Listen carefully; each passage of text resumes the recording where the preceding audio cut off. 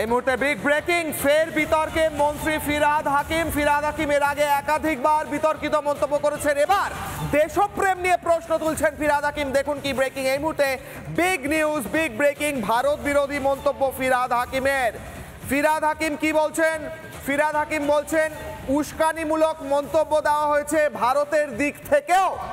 BSF BGB বিতর্ক আরো উস্কে দিলেন ফিরহাদ হাকিম। ফিরহাদ হাকিম বলছে ভারতীয়রা উস্কানিমূলক স্লোগান দিয়েছে। ফিরহাদ হাকিম প্রশ্ন করছে আপনাকে, এই মুহূর্তে দাঁড়িয়ে আপনি কি মনে করেন যে ভারত মাতা কি জয় একটি উস্কানিমূলক স্লোগান? প্রশ্ন থাকছে, বন্দে মাতরম কি একটি উস্কানিমূলক স্লোগান? কি বলেছেন ফিরহাদ হাকিম, শুনুন। এখান থেকেও কিছু উস্কানিমূলক স্লোগানও শুনলাম, আপনাদেরই টিভিতে শুনলাম। তো এটা কাম্য নয়। কাম্য হচ্ছে যে আমাদের বর্ডার আমরা বেড়া দেব, ওদের বর্ডার যদি ওরা ইচ্ছা করে দেবে। এটার মধ্যে কেন বিরোধ আমি বুঝতে পারছি না। কি হয়েছে ফিরহাদ হাকিম আপনার?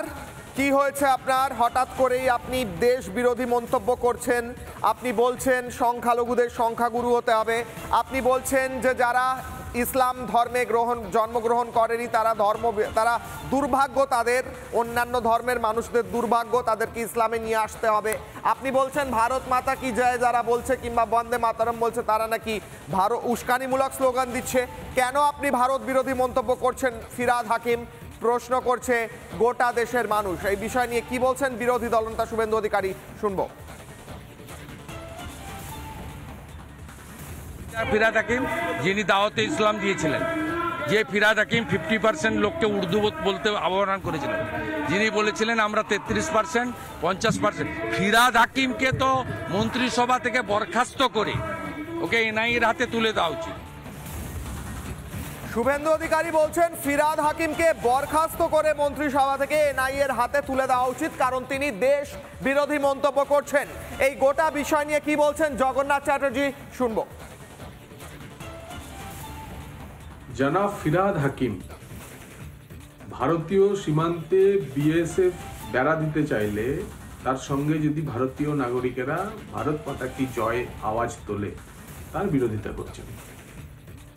আমি বুঝতে পারছি না যে জনাব কলকাতার মেয়র পশ্চিমবঙ্গের মন্ত্রী নাকি বাংলাদেশের মন্ত্রী। বিজিবি বেড়া দেওয়ার কাজে বাধা দিচ্ছে বিএসএফকে, তাতে যদি ভারতীয় নাগরিকরা, স্থানীয় গ্রামবাসীরা বিএসএফ এর পক্ষে দাঁড়ায়, তাতেও আপত্তি জানাবে। বোঝাই যাচ্ছে পশ্চিমবঙ্গকে পশ্চিম বাংলাদেশে পরিণত করার যাবতীয় উপাদান নিয়ে তিনি কলকাতার বাজারে প্রস্তুত। ফিরহাদ হাকিম, না সিরিয়াসলি এটা নিয়ে চিন্তা হচ্ছে? আপনি হঠাৎ করে ভারত মাতা কি জয়, বন্দে মাতরম যারা বলছেন, যারা বিএসএফ এর পাশে দাঁড়াচ্ছেন, তাদেরকে আপনি বলছেন তারা নাকি উস্কানিমূলক স্লোগান দিচ্ছে। এটা কি করে হতে পারে? আপনি ভারতের একজন নাগরিক হয়ে, একজন ভারতবাসী হয়ে নিজেকে আপনি দেশপ্রেমিক বলে থাকেন অনেকবার, আমরাও বিশ্বাস করি আপনি নিশ্চয়ই দেশপ্রেমিক। তাহলে হঠাৎ করে আপনার এই পরিবর্তন কেন? হঠাৎ করে কেন আপনার মনে হচ্ছে ভারতের জনসংখ্যা পাল্টে দিতে হবে? হঠাৎ করে কেন আপনার মনে হচ্ছে যে ভারতে অন্যান্য ধর্মে যারা জন্মগ্রহণ করেছে, তারা হিন্দু হতে পারে, তারা খ্রিস্টান হতে পারে, তারা শিখ হতে পারে, তারা জৈন হতে পারে, তারা পারসি হতে পারে, তারা সবাই দুর্ভাগ্য, তাদের সবার দুর্ভাগ্য। একমাত্র ইসলাম ধর্মে যারা জন্মগ্রহণ করেছে তাদের সৌভাগ্য। এটা আপনি কেন বলছেন? আমরা তো মনে করি সব ধর্ম সমান, সব ধর্মের মানুষ নিজের নিজের ধর্ম পালন করবে, ইসলাম হোক, হিন্দু হোক, খ্রিস্টান হোক। আপনি কেন উল্টোটা বলছেন? আপনি কেন বলছেন যে ভারত বিরোধী, ভারতের মধ্যে থেকে আপনি ভারত বিরোধী মন্তব্য করছেন? কেন আপনি এরকম করছেন? প্রশ্ন জাগছে আমাদের মনে। আপনার পিছনে কি কোনো শক্তি কাজ করছে? কেন মোহাম্মদ ইউনূসের কথা বলছেন? কি বলেছেন আপনি নিজেই আরো একবার শুনুন ফিরহাদ হাকিম, শুনুন। এখান থেকেও কিছু উস্কানিমূলক স্লোগানও শুনলাম, আপনাদেরই টিভিতে শুনলাম। তো এটা কাম্য নয়। কাম্য হচ্ছে যে আমাদের বর্ডার আমরা বেড়া দেব, ওদের বর্ডার যদি ওরা ইচ্ছা করে দেবে। এটার মধ্যে কেন বিরোধ আমি বুঝতে পারছি না। আমাদের সঙ্গে টেলিফোন লাইনে রয়েছেন রাজ্য বিজেপি সভাপতি সুকান্ত মজুমদার। সুকান্ত বাবু, রিপাবলিক বাংলায় আপনাকে স্বাগত। ফিরহাদ হাকিম বলছেন যে বর্ডারের এই পার থেকে উস্কানিমূলক স্লোগান নাকি গিয়েছে বাংলাদেশে। ইউনূসের হয়ে, ইউনূসের ভাষায় কট্টরপন্থীরা ওপার থেকে যা বলে, হঠাৎ করে ফিরহাদ হাকিম সেই কথা বলছেন। আমরা শুনে শক্ট হয়ে যাচ্ছি, আশ্চর্য হয়ে যাচ্ছি। সুকান্ত বাবু। দেখুন, আপনাদের কাছে হয়তো এটা শকিং মনে হচ্ছে, কিন্তু আমরা বরাবরই বলে এসেছি ইউনিসেরই একটা চ্যাপ্টার এখানে কাজ করছে, মানে ইংলিশ পন্থীদের একটা চ্যাপ্টার। সেই চ্যাপ্টারে মাননীয় মুখ্যমন্ত্রীও তার একটা পার্ট। উনি দায়িত্ব দিয়েছেন ফিরহাদ সাহেবকে, কারণ আপনারা জানেন ফিরহাদ হাকিম সাহেব মাননীয় মুখ্যমন্ত্রীর কতটা ক্লোজ সেটা নিশ্চয়ই আর সুকান্ত মজুমদারকে বলে দিতে হবে না। স্বাভাবিকভাবেই মাননীয় মুখ্যমন্ত্রী তাকে নির্দেশ দিয়েছে এসব বলার, এবং তিনি বলছেন, এবং তাদের উদ্দেশ্য একটাই, পশ্চিমবঙ্গকে বৃহত্তর বাংলাদেশের অংশ করা।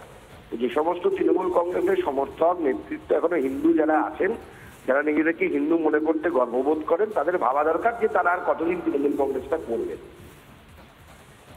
সুকান্ত বাবু, আমার একটা সরাসরি প্রশ্ন, আমি বোঝার চেষ্টা করছি সুকান্ত বাবু।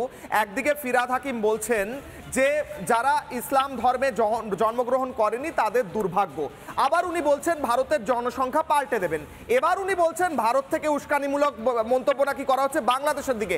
আপনি বলছেন এটা একটা ট্রেন্ড, এটা একটা প্রসেস। না, সেটা অবশ্যই আমি আগের গুলো রিপিট করলাম না, কারণ বাংলার মানুষ এগুলো সবই দেখেছে। কিভাবে ফিরহাদ হাকিম সাহেব বলেছেন যে ইসলামে জন্মগ্রহণ না করা দুর্ভাগ্যের, এবং মমতা বন্দ্যোপাধ্যায়ের জন্য সেটা দুর্ভাগ্যের কিনা আমার জানা নেই।